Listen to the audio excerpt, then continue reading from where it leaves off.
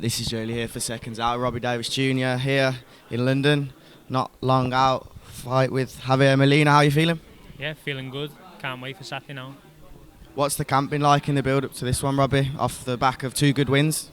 Yeah, it's been a good camp. Feel like it's been a long camp. We've been ticking over. Then when we got the call, we knocked it up a few gears, and we've had great sparring. It's really been a good camp.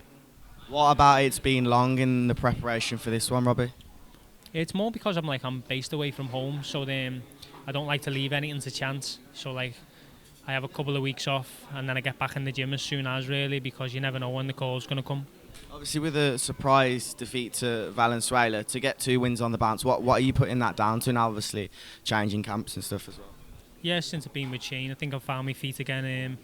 He's worked on me negatives, he's worked on me positives, and I just think I'm improving all the time. Even at my age now, I've still got a lot more to show. What was the thought process behind joining Shane McGuigan? Obviously, he's one of the best coaches in England at the moment. I think it was more down to I put a bit of a sob story out on social media, like thinking, where do I go now? What do I do now? And my phone just lit up, and loads of people were getting in touch with me. And when Shane was one of the people that got in touch with me, he was obviously a standout coach, and I couldn't wait to get down there and try it out with him. And then when I got up there, started training with him, seeing how good he was, seeing the work ethic he had with all the other fighters and all the producing champions, time and time again, week in, week out, people were winning numerous titles. I just thought I want to be a part of this, and since then I've had the 2 fights on the bounce, and I feel I've looked good in both of them, and this is another chance for me to show another improvement again. Definitely, it's a busy gym. What sort of sparring are you getting over there? Yeah, well, even just me in-house sparring, I've got like Adam Azim, people like that, who's in my opinion is the best prospect in UK boxing. Then we've been getting some rounds in with the likes of Joe Cordina, who's possibly going to be world champion in the next month or 2. I believe he will be. There's been numerous different sparring, a lot more than what we used to get in my old gym. So that's all played a good part as well. It's good to hear. How do you think Cordina beats Ogawa in next month? Do you know what? Joe's a fighter that can do everything, so I think he'll take the fight as it comes to him, and if he has to fight, he'll fight. If he has to box, he'll box, but I'm sure he'll get the job done. And obviously, round 2 stoppage of Hank Lundy last time out. Do you expect a stoppage this weekend for yourself? I just take each fight as it comes. I'll see how it plays out in the first couple of rounds.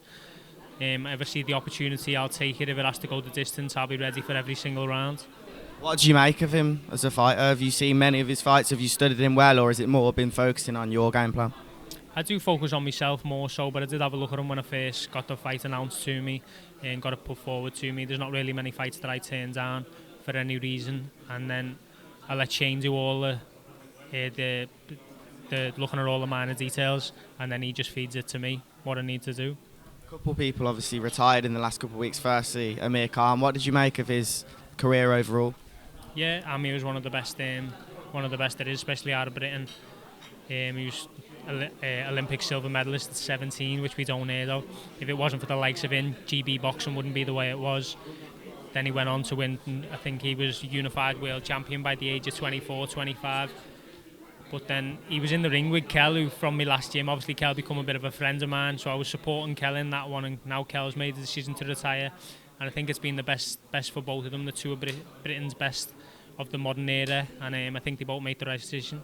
How surprised were you about Kel? Obviously knowing him as well, but did you expect him to fight, and how surprised were you, Robbie? I wasn't too surprised, to be honest. To sail off into the sunset off a win over his arch nemesis, I think that was probably the best way he could have done it. And last of all, obviously, Usyk 2 looks like it's going to be announced in the coming weeks. Hopefully, I spoke to Eddie and he said potentially next week. If that happens, how do you see it going over in looking like Saudi Arabia?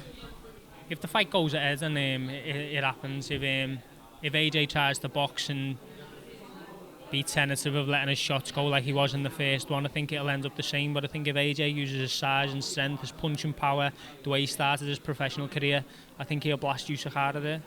Well, best luck Saturday. Thank you.